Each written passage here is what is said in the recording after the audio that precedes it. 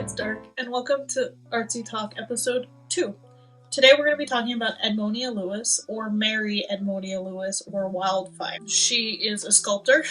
We're going to get a little historical today. I'm talking about a historical artist. Also, all of my research is from americanart.si.edu, so if you want to check out their article, I'll link it down below. So, Edmonia Lewis was the first professional African-American artist or sculptor. She's still an artist, but her profession was sculpting. She was born in Ohio or New York around 1843 or 1845. They're not really sure. Her father was a freed African-American, and her mother was a Chippewa native. She was orphaned before she was 5. So both of her parents passed away. We don't really know the cause. Lewis's older brother, Sunrise, left the Chippewas to move to California to be a gold miner. This is important because he financed Edmonia's early schooling in Albany. And he also helped her to attend Orland College in Ohio in 1859. While at Orland, Edmonia shed her Chippewa name, which was Wildfire, and changed her name to Mary Edmonia Lewis. Her career at Orland ended abruptly. She was accused of poisoning 2 of her white roommates. But Lewis was acquitted of all the charges, even though she had to endure a highly politicized trial and also a severe beating. Accused of stealing art supplies, and she was not permitted to graduate from Orland. She left Orland in 1863, and again through her brother's encouragement, she met the portrait sculptor Edward Barknet, under whose direction she began her limited sculpture studies.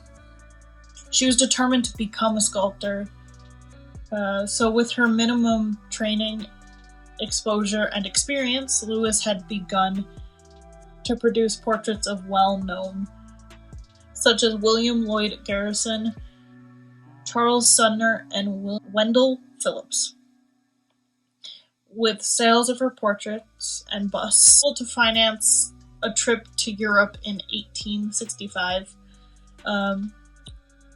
When she got to Europe, she traveled to London, Paris, and Florence. Lewis decided to settle in Rome, where she rented a studio during the winter of 1865 and 1866.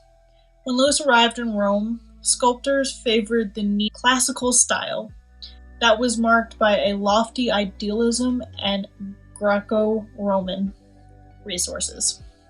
She quickly learned Italian. She met 2 Americans who lived in Italy, who she knew, which was the actress Charlotte Cashman and the sculptor Harriet Hosman. A number of other American sculptors did live in Italy, or Rome specifically, because Italy was known for its white marble and its high-quality marble that they used to sculpt. But unfortunately, most of Lewis's sculptures did not survive. The only one of the busts of the famous people or aristocrat type people that survived was the one of Anne Quincy Watterson, and a subject that's depicting her dual African-American and Native American ancestry, she also did several mythological subjects, or fancy pieces as they were known at that time period, such as Asleep, Awake, and Poor Cupid. And she did at least 3 religious subjects. And made copies of Renaissance sculptors. And then there's a newspaper account that Lewis returned to the United States in 1872 to attend an exhibit of her work on the San Francisco Art Association.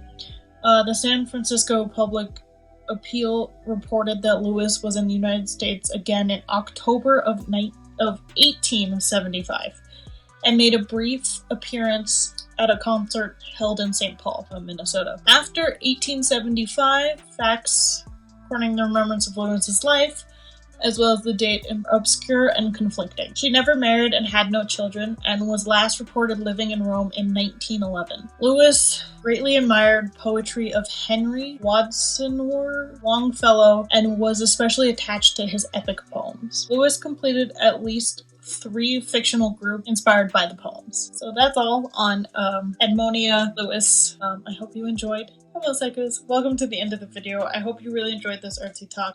We went to a historical artist. As I said at the beginning of the video, if you do have somebody in mind that you want me to talk about, I will talk about anyone. And we can talk about, like, you know, their problematic side too if you want. I may do that on like a Get Chatty with Dark, but yes, leave them in the comments down below or on my social media, or email me them and I will get to them. But yeah, so I hope you enjoyed Edmonia's story. Oh, and also you'll probably see the vlog later on, so I hope you enjoyed both videos. If you'd like to become a little psycho, hit the subscribe button down below. Also, don't forget to hit the notification bell so that you're notified when I upload next. I hope you have a good day or night.